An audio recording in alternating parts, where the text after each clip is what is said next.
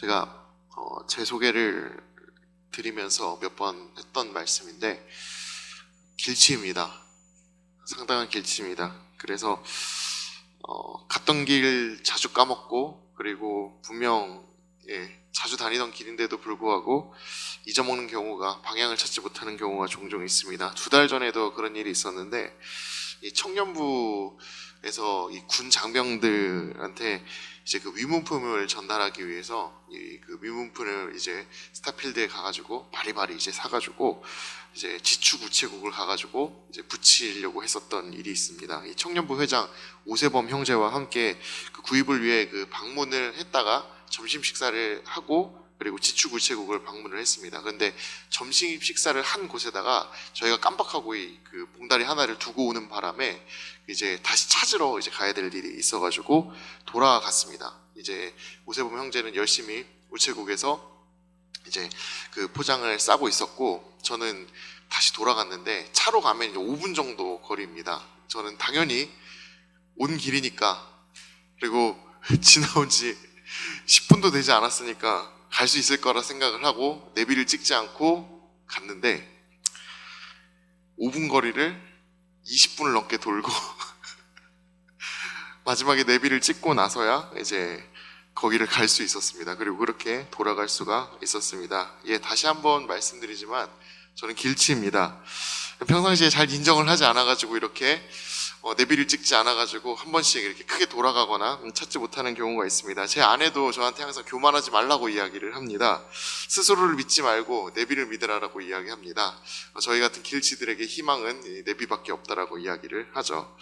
그런데 사람들은 자신들의 한계를 쉽게 인정하지 않는 경우가 많습니다. 저만 해도 이런 경우에 이렇게 내 한계와 그리고 내 부족함을 인정하지 못하고 이렇게 그 교만함으로 나아가는 경우가 굉장히 많습니다.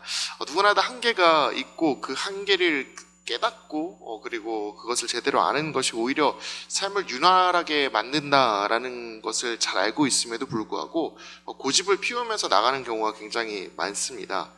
길을 찾는다라는 것이 능력과 그리고 기술적인 한계라고 한다면 이것만이 아니라 죄에 관한 그 원초적인 사실에서도 우리는 스스로의 한계를 인정하지 않는 경우가 굉장히 많습니다. 원죄와 그리고 그 원죄가 가지고 있는 그 속성들이 여전히 우리 가운데 남아 있음에도 불구하고, 또 그것이 우리를 삶 가운데서 얽매고 있음에도 불구하고 스스로 깨닫지 못하고 죄인이라는 사실에 대해서 자각하지 못하며 무지한 것, 그것이 우리들의 삶입니다. 오늘 말씀이 그것을 이야기하고 있습니다. 여러분, 한 가지 질문을 드려보고 싶습니다. 우리는 다 원죄를 지니고 있는 사람들이라 이야기를 하고 있습니다. 성경에도 우리가 죄의 그 영향 가운데 있다라고 이야기를 하고 있죠. 그렇다면 원죄가 우리에게 어떤 영향을 끼치고 있으며 원죄의 옆에가 지금 우리에게 어떤 식으로 남아있는지 혹시 알고 계십니까? 이 질문은 굉장히 중요한 질문입니다. 그리고 그 질문에 대한 대답 역시도 굉장히 중요한 것입니다. 우리가 왜 죄인인지를 명확히 알고 있어야 하며 우리가 그 죄의 그 결과를 어떻게 지니고 있는지를 알고 있어야만 조금 더 근본적인 접근에 다가갈 수 있기 때문입니다. 그런데 우리는 때로는 이 시작점을 명확하게 파악하지 않고 그것을 받아들이는 데 있어서 게을리하는 경우가 있습니다. 이제 그렇게 되면 죄를 벗어야겠다라는 이 원초적인 그 해답에 우리는 다가갈 수가 없는 것이죠. 우리들도 그럴진데 이 세상의 사람들은 얼마나 더 그러할까요? 더 심한 경우가 많을 것입니다. 그래도 우리는 양심의 가책이라도 있어서 교회에 오고 또 하나님을 믿어야 되겠다는 그 생각이 있기 때문에 하나님을 의지하려 하지만, 세상에 있는 사람들은 그런 것조차 느낄 필요가 없는 사람들이기 때문에 모든 상황이 자신에게 그 죄악의 길로 이끌어가고 있음에도 불구하고 그것에서 벗어날 이 생각조차 하지 않기 때문이죠.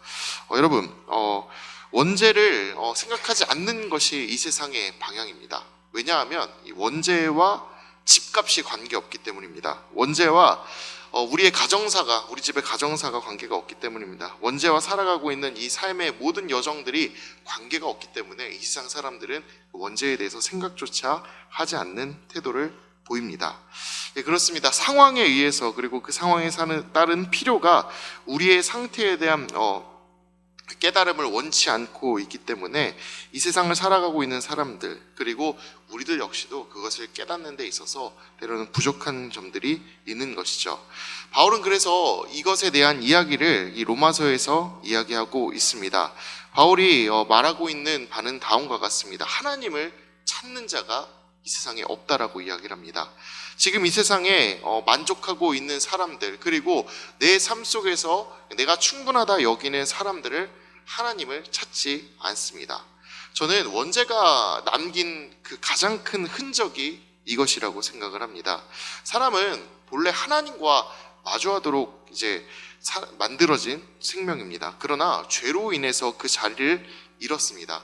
여러분들 잘 알고 계시는 선악과 사건이 하나님과 마주하는 그 자리를 잃어버리게 만든 사건이었죠. 우리는 이것을 원죄라고 부릅니다. 사람이 가지고 있는 죄의 근원이다라고 이야기를 하는 것이죠. 이 원죄가 불러온 여파가 무엇일까요? 첫 번째로는 하나님의 낯을 더 이상 대면하지 못하게 된 것입니다. 그리고 하나님의 그 직접적인 말씀이 더 이상 사람에게 들리지 않게 된 것입니다. 그리고 하나님과 함께 하던 그 공간과 시간을 잃어버리게 된 것입니다. 창세기 3장 8절을 보면은 왜 이런 것들을 잃어버리게 된 것인지 명확하게 알 수가 있습니다. 우리 창세기 3장 8절의 말씀 같이 읽어보도록 하겠습니다. 그들이 그날 바람이 불 때 동산에 거니시는 여호와 하나님의 소리를 듣고 아담과 그의 아내가 여호와 하나님의 낯을 피하여 동산 나무 사이에 숨은지라. 이 말씀이 이야기하고 있습니다.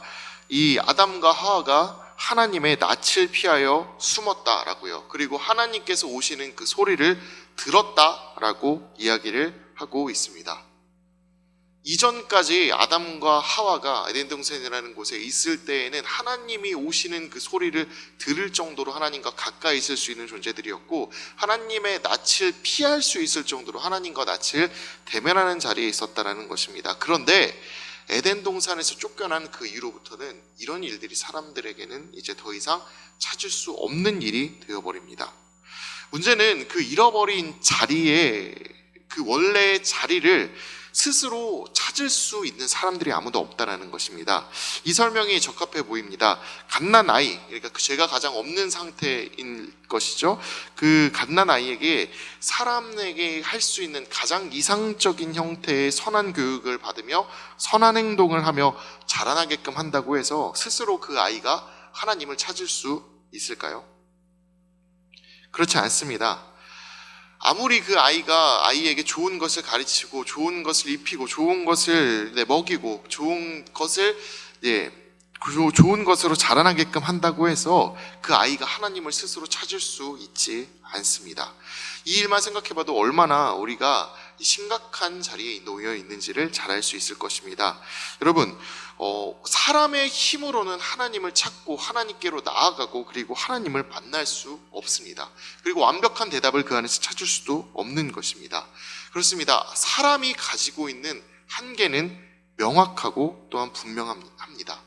교육을 한다고 해서 그것이 해결이 될 수 없어지며 완전 무결해질 수도 없습니다. 그리고 그것을 넘어 하나님을 스스로 깨닫고 하나님을 찾을 수도 없는 것입니다. 하나님을 스스로 찾고 그리고 하나님을 만나는 것은 인간에게 더 이상 불가능한 일이 되어버렸습니다. 하나님이 자신을 드러내지 않는 이상 사람이 가지고 있는 한계는 명확한 것입니다. 여러분, 그렇게 사람은 하나님께서 멀어진 존재입니다. 그리고 오늘 말씀을 보면 또 이렇게 이야기하고 있습니다. 곁길로 빠져 무익하거나 선에서 멀어졌다라고요. 여러분, 인생은 보통 길이라고 표현을 합니다. 그 길 끝에 있는 목표를 향해서 우리는 살아가는 존재들이죠. 그 길 중에 가장 이상적인 것은 하나님을 목표에 두는 것입니다. 그러나 사람들은 하나님을 향하는 길이 아닌 곁길에 더 많은 관심을 두고 그 길로 향합니다. 여러분들이 생각하시기에는 어떻습니까? 이 세상이 추구하는 바가 어디에 있다라고 생각을 하십니까? 하나님을 가까이 하는 것에 이 세상에 목적이 있다라고 생각을 하십니까? 아니면 다른 것들에 더 목적이 있다라고 생각을 하십니까? 저는 하나님을 목적에 두는 삶보다 다른 것들을 목적에 두는 것이 이 세상이 나아가고 있는 방향이라 생각을 합니다. 그중 대표적인 것 하나가 바로 욕망입니다. 사람의 욕망을 이루어가고 그 욕망을 표출하는 것에 더 이 세상은 가까이에 있습니다. 심지어 예나 지금이나 그런 모습들은 동일하다 성경은 이야기하고 있습니다. 아모스 3장 14절에서 15절을 보면은 이런 구절이 나옵니다. 우리 같이 한번 말씀을 읽어보도록 하겠습니다. 내가 이스라엘의 모든 죄를 보응하는 날에 베델의 제단들을 벌하며 그 제단의 뿔들을 꺾어 땅에 떨어뜨리고 겨울궁과 여름궁을 치리니 상하궁들이 파괴되며 큰 궁들이 무너지리라. 여호와의 말씀이니라. 이 말씀도 하나님의 벌에 대한 이야기가, 징벌에 대한 이야기가 나오고 있는데, 이 말씀을 이용하는 것이 아니라 이 말씀에 나오고 있는 그 배경을 설명드리기 위해서 찾은 부분입니다. 이야기 초점을 좀 다르게 보면은 이 당시의 상황을 읽을 수 있는 부분이 나오는데요. 이 15절에 하나님이 치시는 장소가 어딘지에 대한 부분이 나옵니다. 다시 한번 제가 말씀드리겠습니다. 겨울궁을 치시겠다 하나님이 말씀을 하시고, 여름궁을 치시겠다 말씀을 하시며, 상하궁을 치고 큰 궁을 치신다 이야기합니다. 총 4가지 궁이 나옵니다. 겨울궁, 여름궁, 상하궁, 큰 궁. 저 4개의 궁이 뜻하는 바는 무엇일까요? 이렇게 생각하시면 되겠습니다. 겨울 별장입니다. 돈을 많이 가진 사람들이 거닐 수 있는 겨울 별장입니다. 마찬가지로 여름에 거할 수 있는 여름 별장을 뜻합니다. 그리고 상하로 만든 그 휘황찬란한 궁과 크게 지은 궁을 말하는 것입니다. 하나님은 그들의 죄로 말미암은 벌을 이야기하고 있는데 실상 그들의 삶은 이랬다라는 것입니다. 이들이 가지고 있는 그 궁이 무엇을 말하는 것일까요? 그들이 가지고 있는 부와 그 욕망을 의미하는 것입니다. 부유함이 어찌나 이렇게 가득할 수 있는지 여름마다 쉬러 갈 수 있는, 겨울마다 쉬러 갈 수 있는 상하로 만든, 그리고 크게 만든 궁이 그들 가운데 있었다라고 이야기합니다. 그들의 욕망이 이렇게 큰 궁을 비롯한 여러 가지 궁들을 만들게 했던 것이죠. 그렇다면 이 궁을 만들 수 있는 힘은 어디에서 나왔을까요? 하나님이 원하지 않는 일들을 함에서 나왔습니다. 가난한 자들을 착취하고 그들에게 돌아가야 할 정당한 것들이 돌아가지 못하게 했기에 이런 말도 안 되는 부를 쌓을 수 있었던 것입니다.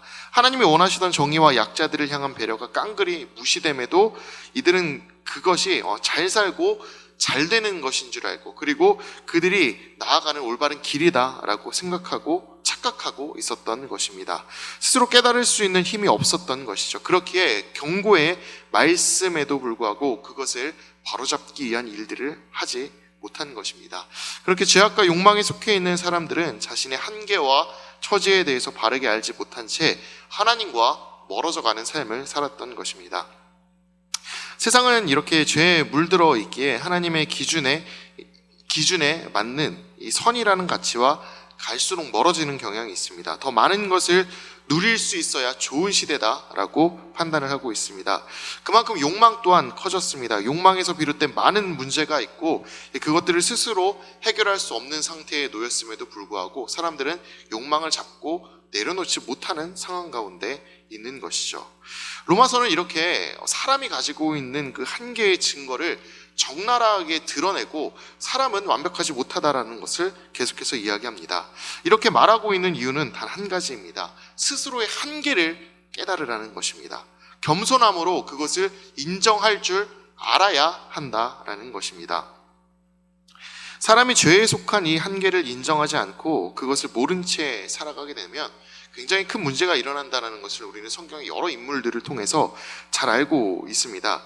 새벽 예배 설교를 요즘 하고 있는데 그 새벽 예배 설교에 나오는 에스겔서를 보면 이 오늘 아침 읽은 본문 이 에스겔서 12장 21절과 22절에서 하나님께서 이 백성들의 그 무지함을 이렇게 표현하시는 장면이 나옵니다. 우리 에스겔서 12장 21절과 22절을 같이 읽어볼 텐데요. 세번역 성경으로 같이 한번 읽어보도록 하겠습니다. 읽어보겠습니다. 사람아, 이스라엘 땅에서 너희가 말하는 세월이 이만큼 흐르는 동안 환상으로 본 것치고 그대로 이루어진 것이 있더냐 하는 속담이 어찌된 일이냐. 잠깐 보여주시겠습니까? 이스라엘 그 백성들 사이에 속담으로 이런 말이 있었다라는 겁니다. 세월이 이만큼 흐르는 동안 환상으로 본 것치고 그대로 이루어진 것이 있냐. 속담이라는 게 여러분 어떻게 사용이 됩니까? 관용어구처럼 사용되는 말입니다. 많은 사람들이 그것을 받아들이고 그렇구나, 그런 일이 있구나 라면서 받아들이는 이야기인 것입니다. 그런데 하나님께서 묻습니다. 이 긴 세월이 지나가는 동안 하나님의 말씀이 제대로 이루어진 것이 있느냐? 하나님이 보여주신 그 환상이 이 땅 가운데 이루어진 것이 있느냐? 라는 속담이 너희들 중에 만연한 것이 도대체 어떻게 된 일이냐? 이렇게 묻습니다. 하나님이 굉장히 지금 조근조근하게 말씀하시는 것이지 사실 저 이야기는 하나님을 향한 조롱이 섞인 말입니다. 하나님을 업신여기는 말입니다. 그것이 순간순간 그냥 드는 생각이 아니라 이 사람들이 속담으로 만들어가지고 많은 이들에게 통용되어지는 그 관용어구처럼 사용해 왔다라는 것은 이 사람들의 그 생각들 자체에, 그 사람들의 그 기본들 자체에 하나님을 이미 업신여기는, 그리고 하나님이 하시는 일들이 이 땅 가운데에서 이루어지는 것에 대한 그 신뢰가 바닥을 치고 있다는 것을 의미하는 것입니다. 하나님께서 그것을 지적하고 계시는 것이죠. 역사의 긴 흐름 속에서 볼 때 이 사람은 아주 짧은 시간을 살아가는 존재입니다. 그런데 거의 스쳐 지나가듯 이제 지나간다고 볼 수가 있겠죠. 그런데 그 사람들이 자신의 삶에서 나타나지 않은 일들에 대해서 굉장히 짧은 그 식견을 가지고 나서 하나님을 판단하는 실수를 범하고 있는 것입니다. 그런 잘못들을 범하고 있는 것입니다. 사람이 자기가 가지고 있는 그 한계가 분명함에도 불구하고 그 긴 시간을 다 알지 못하며 그 긴 시간 가운데서 이루어지는 그 모든 계획들을 알고 있지 못함에도 불구하고 자신이 가지고 있는 그 것들이, 그리고 자신에 대해서 일어나지 않은 것이기 때문에 제가 가지고 있는, 내가 판단한 것들이 옳다 생각하며 하나님이 하시는 일이 이루어지는 게 뭐가 있느냐라며 하나님을 조롱하는 것입니다. 사람의 교만함과 그리고 안일함, 그리고 자신의 한계를 명확히 깨닫지 못하는 그런 이 어리석음이 하나님 앞에서 어떤 모습으로까지 추락할 수 있는지를 굉장히 잘 보여주고 있는 본문이라고 생각을 하고 있습니다. 사람의 교만과 안일함은 이처럼 하나님에게서 멀어지게끔 하는 것입니다. 로마서가 지적하고 있는 이 잘못된 신앙의 모습들, 그리고 로마서에서 이야기하고 있는 그 한계를 인정하지 않는 그 모습들이 이렇게 악한 모습으로 나타날 수 있는 것입니다. 여러분, 그렇다면 우리는 바른 신앙을 가져야겠습니다. 그렇다면 바른 신앙이 과연 무엇일까요? 이렇게 하나님을 인정하지 않고, 그리고 내 스스로를 인정하며 하나님을 무시하고 업신여기는 그 신앙에서 벗어나 바른 신앙으로 나아가기 위해서 우리가 찾아야 할 것은 무엇일까요? 첫 번째로 말씀드리고 싶은 것은 하나님 앞에서 자신의 한계를 바르게 인정하는 삶을 살아야 한다는 것입니다.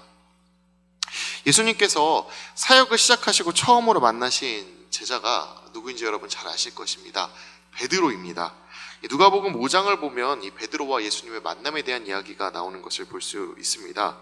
이 베드로가 예수님을 만나기 전 그 밤새 고기를 잡았으나 물고기를 한 마리도 잡지 못했다라고 누가복음 5장은 기록을 하고 있습니다. 그런데 이제 밤새 허탕을 치고 돌아온 베드로의 앞에 예수님이 나타나셔가지고 그물을 걷고 있는 그 베드로에게 오셔서 물고기를 다시 한번 잡으러 나가라고 명령을 하십니다. 깊은 곳에 가서 물고기를 던지라 이야기를 하시죠. 그 말을 이제 베드로가 듣습니다. 그 말을 듣고 순종하고 깊은 곳으로 나아가서 그물을 던지자 수많은 물고기가 잡혀 그물이 찢어질 정도였다라고 이야기를 합니다. 그렇게 이제 놀라운 기적을 경험한, 그리고 사람의 힘으로 할 수 없는 그 놀라운 기적을 경험한 베드로가 돌아와서 예수님께 했던 고백이 한 가지가 있습니다. 우리 누가복음 5장 7절에 그 고백이 나오는데 7절의 말씀을 함께 읽어보도록 하겠습니다. 시몬 베드로가 이를 보고 예수의 무릎 아래에 엎드려 이르되 주여 나를 떠나소서 나는 죄인이로소이다 하니. 눈앞에 있는 그 예수님 앞에서 베드로는 자신이 죄인이다 라고 이렇게 고백을 합니다. 오히려 그 부족한 죄인이기 때문에, 내가 한계를 지니고 있는 존재이기 때문에, 그것을 알고 있기 때문에 자신과 함께 있는 것조차 불가능하다 생각을 하고 예수님에게 자신을 떠나달라고 이제 말씀을 드리고 있는 것입니다. 자신을 떠나달라는 베드로의 말에 예수님께서 진짜로 떠나가셨을까요? 예수님께서 죄인인 이 베드로의 그 고백 가운데 진짜 그 앞을 떠나셨을까요? 우리는 그렇지 않다라는 것을 잘 알고 있습니다. 베드로가 오히려 자신의 한계를 정확하게 인지하고 자신의 죄인입니다라고 고백을 했을 때, 그리고 예수님이 주다라는 그 사실을 인정하며 이제 부르고 그 예수님 앞에 엎드리게 되었을 때, 오히려 예수님께서는 이 베드로를 자신의 제자로 삼아 주셨고 그의 연약함과 부족함, 죄인됨을 품으시고, 그리고 그에게 있었던 그 모든 문제들을 해결해 주셨으며, 그가 살아가면서 저지른 그 모든 죄악들조차 품어주시는 그 모습들을 보여주셨습니다. 예수님께서는 자신의 한계를 인정하는 이들을 만나주시고 그들을 또한 불러주시고 그들과 함께해 주시는 것을 우리는 볼 수가 있는 것입니다. 이처럼 우리는 하나님 앞에서, 그리고 예수님 앞에서 자신의 한계를 인정하는 삶을 살 수 있어야 하겠습니다. 그렇게 내 한계를 인정하고 엎드리게 될 때에 예수님께서는 우리를 만나주십니다. 내가 스스로 높다 이야기하고 그리고 내가 잘났다 이야기하는 것, 그것은 하나님과 가까워질 수 있는 길이 아닙니다. 그렇게 하나님 아버지 앞에서 엎드릴 수 있는 삶, 나의 한계를 인정하는 삶을 살아야 하겠습니다. 두 번째, 하나님을 만날 수 있는 그 길은 하나님을 의지하는 것입니다. 여러분, 무엇인가 부족한 부분이 있다면 우리는 어떻게 합니까? 누군가에게 의지합니다. 이는 당연한 것입니다. 다만 의지해야 할 대상이 어디에 있는지를 명확하게 알아야 하는 것이 필요하죠. 잘못된 것을 의지하는 것, 그리고 잘못된 길로 행하는 것은 오히려 내 몸을 세우는 것이 아니라 도리어 넘어지게 한다는 것을 잘 알 수 있습니다. 그렇다면 우리 사람이 의지해야 할 대상은 누구일까요? 굉장히 쉬운 문제입니다. 하나님을 의지해야 하겠습니다. 사람이 하나님을 의지해야 하는 이유는 하나님이 우리의 창조주이자 아버지이시기 때문입니다. 그리고 그 힘에 다함이 없고 영원히 그 자리에 계시는 분이시기 때문입니다. 시편 146편을 보면은 사람을 의지하지 말아야 한다라고 이야기하는 장면이 나옵니다. 그리고 그 이유가 그의 생명이 끊어지면 그날에 그의 생각이 소멸하기 때문이다라고 말을 합니다. 사람을 의지하지 말아야 할 이유는 생명의 끝이 있기 때문이라 이야기를 하고 있는 것이죠. 마찬가지로 시편 115편을 보면 우상을 의지하지 말아야 되는 이유에 대해서 이야기하고 있는데 이렇게 이야기를 합니다. 우상은 입이 있어도 말하지 못하고 눈이 있어도 보지 못하며 귀가 있어도 듣지 못하고 코가 있어도 냄새 맡지 못하며 손이 있어도 만지지 못하고 발이 있어도 걷지 못하는 존재이기 때문에 우상을 의지하지 말라 이야기를 합니다. 사람과 우상, 그렇습니다. 한계가 명확한 것들입니다. 그런 것들을 의지하는 것이 아니라 그 한계가 있는 존재가 만들어낸 것들에 의지하는 것이 아니라 하나님을 의지하는 것이 바로 생명의 길이다라고 성경은 우리에게 가르치고 있습니다.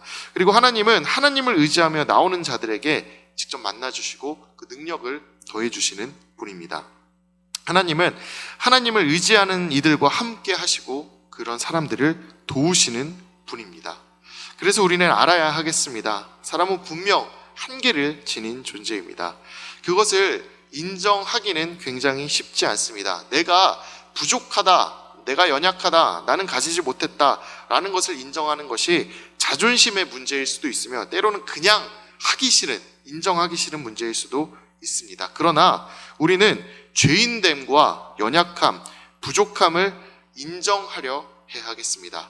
하나님 앞에서 우리는 연약한 존재이다, 죄인된 존재이다, 부족한 존재이다 라고 인정하며 나아가야겠습니다. 그렇게 해야지만 하나님께서 도우시는 도움을 얻을 수 있고 하나님과 함께 할 수 있기 때문입니다. 여러분, 사람과의 관계도 그렇습니다. 사람과의 관계도 나의 부족함과 나의 연약함을 인정하고 그리고 엎드릴 때에서야 비로소 도움을 얻을 수 있습니다. 아버지와의 관계에서 있었던 이야기를 한 가지 드리면, 신학교를 이제 간다고 이제 20대 초반에 집에 선언을 한 이후로부터 아버지와의 관계가 굉장히 소원했습니다. 거의 10년이 넘는 세월을 그렇게 소원하게 이제 지내왔었는데, 그 소원하게 지내는 과정 가운데서 이제 저는 이제 제 나름의 자존심을 지켜가고자 이제 아버지의 도움은 필요 없다. 이제 아버지하고는 이제 관계없이 나는 혼자 열심히 잘 살아보겠다 라면서 이제 손을 이제 최대한 벌리지 않고, 그리고 이제 도움 없이 이제 스스로의 자존심을 지켜가면서 살아갔습니다. 그런데 인생이 항상 그렇게 도움이 이제 필요하지 않은 시점만이 있지는 않더라고요. 이제 큰 도움이 필요했던 적이 한 번 있었습니다. 언제냐면 결혼을 할 때였습니다. 모아둔 돈도 없고 가지고 있는 것도 없고 무엇을 해야 할지도 정확히 모르는 시점이었습니다. 이제 그제서야 이제 아버지의 도움이 얼마나 필요한 것인지, 가족의 도움이 얼마나 필요한 것인지 알고, 이제 아버지께 가서 도움이 필요합니다. 도와주십시오. 이렇게 엎드렸던 기억이 있습니다. 그제서야 아버지께서도 저에게 닫혀왔던 그 모든 마음의 문을 열어주시고, 그리고 제가 나아가는 그 길을 축복해 주시고, 그리고 금전적으로도 또 도움을 주셨던 그런 기억이 있습니다. 사람의 관계도 그렇습니다. 자존심 굽히지 않고, 그리고 내가 무엇을 할 수 있음에도 할 수 있다라고 끝까지 이제 주장하고 그 자존심 내세우면서 나아갈 때는 도움을 받을 수 있는 길이 있음에도 불구하고 그 도움을 얻을 수가 없습니다. 그러나 자신의 한계를 인정하고 누군가에게 의지하려고 할 때가 오게 된다면 도움을 우리는 얻을 수 있습니다. 하나님과의 관계도 마찬가지라 생각을 합니다. 하나님도 그렇게 나와 자신의 한계를 인정하고 연약함을 고하며 엎드리는 자에게 좋은 것을 주시는 아버지라고 성경은 이야기를 하고 있습니다. 오늘 두 번째로 읽은 본문이죠. 마태복음 7장 11절에 이렇게 이야기합니다. 우리 마태복음 7장 11절 같이 한번 읽어보도록 하겠습니다. 너희가 악한 자라도 좋은 것으로 자식에게 줄 줄 알거든 하물며 하늘에 계신 너희 아버지께서 구하는 자에게 좋은 것으로 주시지 않겠느냐. 예, 그렇습니다. 악한 사람이라고 할지라도 자신의 자식이라면 좋은 것을 줄 줄 안다라고 그렇게 이야기합니다. 그런데 하늘에 계신 그 하나님 아버지께서 우리가 의지하고 나아갈 때, 우리의 연약함을 고백하며 나아갈 때 좋은 것으로 주시는 것은 너무나 당연한 일일 것입니다. 여러분, 그 하나님께 의지하는 우리가 되기를 원합니다. 그리고 그 하나님께 나아갈 때 우리가 죄인입니다. 우리가 부족합니다. 우리는 연약한 존재입니다. 라고 인정하며 나아가게 되기를 소망합니다. 그렇게 하나님 아버지 앞에 인정하고 엎드리게 될 때 비로소 하나님의 도움이, 그리고 우리를 그 인도하심이 나타날 것을 우리는 믿으며 함께 나아갔으면 좋겠습니다. 기도하도록 하겠습니다. 하나님 아버지,